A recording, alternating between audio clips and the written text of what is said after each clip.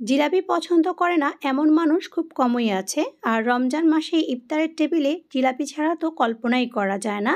আজকে আপনাদের সাথে শেয়ার করব ইনস্ট্যান্ট রেশমি জিলাপির রেসিপি, যেটা আপনারা খুব সহজেই বাড়িতেই তৈরি করে নিতে পারবেন।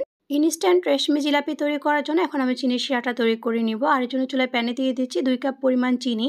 আর 2 কাপ পরিমাণ চিনির সাথে আমি এখানে দিয়ে দিয়েছি 1 কাপ পরিমাণ পানি। এখন চিনি আর পানিটাকে ভালো করে মিশিয়ে নিব।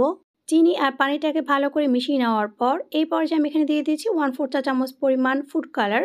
আপনারা চাইলে কিন্তু ফুড কালারটা বাদও দিতে পারেন, তবে ফুড কালারটা দিলে কিন্তু জিলাপির কালারটা অনেক বেশি সুন্দর আসবে। জিলাপি তৈরি করার জন্য চিনি শিরা 1 তার বা 2 তার কিছু হওয়ার প্রয়োজন নেই। কিছুক্ষণ চিনি শিরাটা ফুটে উঠলে যখন একটু আঠালো হয়ে আসবে তখন আমি চুলাটাকে বন্ধ করে দিয়ে একটা ঢাকনা দিয়ে ঢেকে এটাকে রেখে দিচ্ছি একপাশে। জিলাপির ব্যাটার তৈরি করার জন্য একটা বাটিতে নিয়ে নিচ্ছি 1 কাপ পরিমাণ ময়দা। দিয়ে দিচ্ছি এখানে 1/4 চা চামচ পরিমাণ বেকিং সোডা। দিচ্ছি এখানে 1 চিমটি পরিমাণ লবণ। এখন শুকনো উপকরণগুলোকে প্রথমে ভালো করে মিশিয়ে নিব। মিশানো হয়ে গেলে আমি এখানে 1/2 কাপ পরিমাণ পানি দিয়ে এটাকে খুব ভালো করে মথে নিব। আর মথে নেওয়ার পর এখন আমি আরও 1/2 কাপ পরিমাণ পানি এখানে দিয়ে দিচ্ছি। আমি এখানে টোটাল 1 কাপ পরিমাণ ময়দার জন্য 1 কাপ পরিমাণ পানি ব্যবহার করেছি। এখন হাতের সাহায্যে আমি ব্যাটারটিকে 5 থেকে 6 মিনিটের মতো ভালো করে ফেটিয়ে নিব। আর এই ফেটানো কাজটা কিন্তু হাত দিয়েই করে নিতে হবে, কারণ ফেটানোটা যত ভালো করে করা যাবে জিলাপিগুলো কিন্তু ততটাই পারফেক্ট আর মুচমুচে হবে। আমার এখানে কিন্তু ব্যাটারটা একদম রেডি জিলাপি তৈরি করার জন্য। আর এখানে আজকে জিলাপি তৈরি করার জন্য আমি এখানে একটা সসের বোতল নিয়ে নিয়েছি। সসের বোতল ছাড়াও আপনারা কিন্তু চাইলে বাড়িতে যে কোনো খালি দুধের প্যাকেটে বা যে কোনো প্যাকেটে ভরে তারপরে কিন্তু জিলাপিগুলোকে তৈরি করে নিতে পারবেন।